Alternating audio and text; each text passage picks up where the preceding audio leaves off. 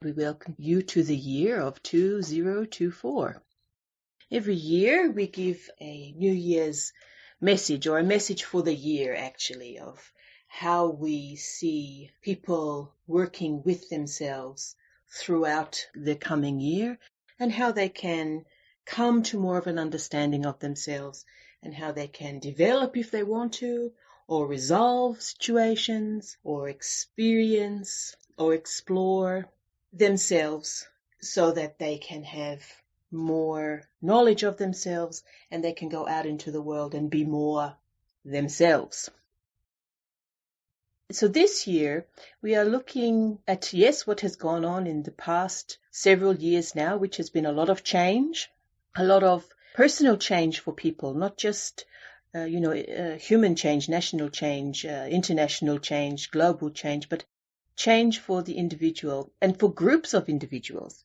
You're always seeing this generation and that generation, they do things differently to the last generation, but it's far more pronounced now. It's far more seen, if you like. And part of that, of course, is the social media that is around, and media in general is far more inclined to look for these differences, look for the othering, perhaps, of the human groups within their own human group, and to highlight those differences and to point out how people are living differently now as to what they were before, and then predict how people will be living in the future. This has caused problems for a lot of people because they are confused. They are living a life that they thought was the life that they were supposed to live, and then all of these other versions of life are being presented to them. And those versions of life are life lived. Those versions of life lived are of people that they are working with, people that they are living with, their own children, their relatives, their friends, and so on. So life has become a little bit confusing about what we want to attain and how we want to live, and how we can live. And then, of course, it is complicated by matters such as the cost of living, for example, is becoming so urgent that people are actually people who could before live quite nicely are looking to the future to say, we don't know how we're going to live.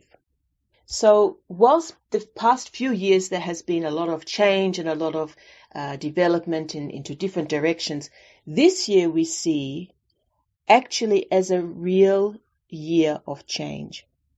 And that change is more on the individual level, where people take control of themselves and their life more, and they decide how they want to live their life, how they want to live in the world. Now we're going to use a word for this year, which is not a new word. It's been, an idea around for a long time in many circles. And it's a word that actually Bradley has given to us, or a concept that he has given to us. And it is this word of disruptor, or disruption, whichever way you want to look at it. You can be a disruptor and you can cause disruption. And that is the word for this year. And the reason that we've chosen that word is because when people want to change or see that there is space for change or space for movement, sometimes it's very difficult for them to actually make that change happen. They don't know how to do it. And a part of that is that when there is change, there is an element of chaos before the new way can come in and be at calm, be at peace.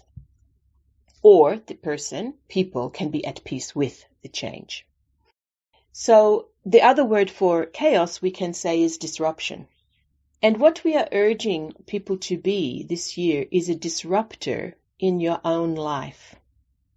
So you are the ones that disrupt your own calmness, your own space, your own world, to disrupt it to a point where you can effect change. But you are the one causing the disruption, not somebody else or a situation around you. Because very often what happens is we want something to happen, but we can't quite do it. So consciously or unconsciously, we create the environment for that thing to happen. And that often means that the thing that is caused is quite traumatic, quite dire.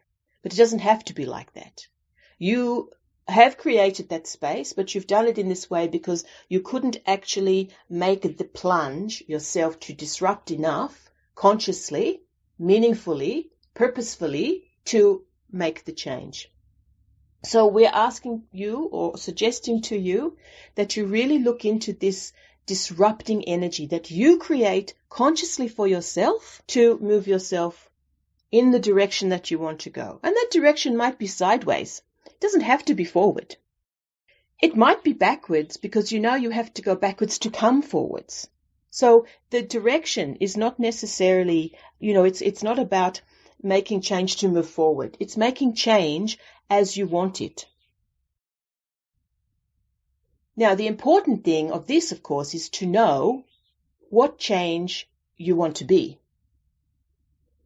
So you have to cause a little bit of disruption to make yourself think about what change I want to be and how I want to change myself in this position, in this way.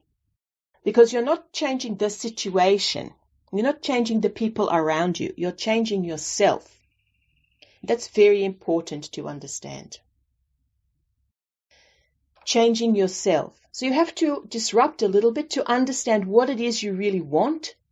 What is the change you want to be? And then there is a more conscious or a more, that is already conscious, but a more intense perhaps disruption to make those things happen. But you're making them happen as you want them to happen.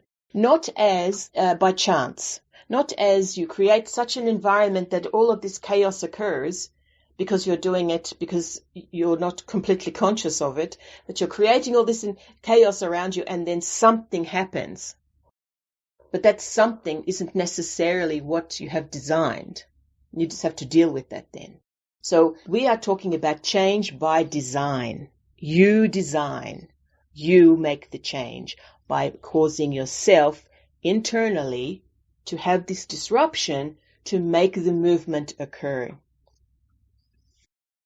Another thing that is linked to all of this and really has, if you like, guided our conversation in this idea of disruption is this idea that the life you are living now, right at this very moment, is the only life you've got. Now, before everybody jumps up and down, what we mean by that is you can believe in past lives. You can believe in multidimensional lives. You can believe in reincarnation. Whatever you believe in is completely up to you. But right now, in this moment, what you're listening to, the person that is listening to this life, right now is the one you've got. Don't waste it. If you want to make a movement in your life, if you can see that there is more to you, there's more possibility, there is something that you want to go out into the world and experience, something that you want to change, do it now, in this life. Don't wait for somebody else to make it happen for you or wait for another life for it to occur. Start the process now. You might not actually achieve what it is you want to achieve right in this life, right? But you've started that ball rolling. And if you do believe in past lives, and if you do believe in reincarnation, if you do believe in multidimensional lives, then you will know that whatever you do now helps to inform the future you, the future possibilities of you, the future incarnations of you, the future versions of you, or the versions of you that are in the multidimensional space. But remember, this is the one life now. So make the most of it. Don't waste it. Don't look back at the past few years and say, I've been treading water, or I've tried a few things. I know that though these last few years have really brought something up in me and I haven't been able to find it or I haven't been able to enact it. Don't say that and then do not a lot about it now. Now is the time for disruption, because if you have been working, if you have had those thoughts, then you're primed. You've primed yourself for action. And to disrupt really enables action. So remember, think about what it is you want to be. What is the change you want to be? And then start to disrupt yourself. Now that might mean that you go a physical disruption. So you go for a walk every day, you go for a swim, you try some new sort of physical activity. It could be a spiritual disruption where you have always meditated in this way and now you're going to try and you're going to do journey work, for example, or you're going to do some other kind of spiritual work that moves you along. Or perhaps you want to it's a mental or an emotional thing. And so you look at those things in your life that you're currently doing that may or may not be getting you anywhere, and you change them to disrupt the space so movement can occur. And as a human, remember, you're always moving. Your body, your mind, your spirit does not stop ever. So you're always in a constant state of movement, so you've already got one going there. You've got already 1 point up on the board because you're always in a state of movement. The body of the human, as in the physical, emotional, mental, and spiritual, wants to move. It wants to develop. It wants to evolve. It wants to bring itself to its full actualization. It wants to bring itself to its full conscious being. It wants to do that. So you can help it do that. You can help yourself do that by this idea of disruption. And knowing that, telling yourself, this is the life. This is it. This is my moment. This is my moment. What is the change I want to be? Who is the person I want to be? And then seeing it, identifying it, knowing it, and then disrupting yourself so that you can move towards it, to the side of it. Again, we said you might have to go backwards to come forwards. It doesn't matter. Whatever the terminology is for you, this is what we suggest and urge that you do. Because, as you all know, or may have felt, things are going to get a little bit harder. And they're going to get a little bit harder after that. And the more you are in control of yourself, and the more you know yourself, the easier it is to adapt, and the more resilient you can become, and then you can thrive. But you can't do that if you're not prepared to take control of yourself. And part of that is knowing the change you want to be and being the change you want to be. And to do that, there needs to be disruption. Don't let others disrupt you because they send you on the path that they have. You have to know what the disruption is for yourself. So when you look out into the world and you see all of these really beautiful, successful people and they're all telling you how to live, to be like them, really question that. Because is that who you are? Or do you have a version of that for yourself?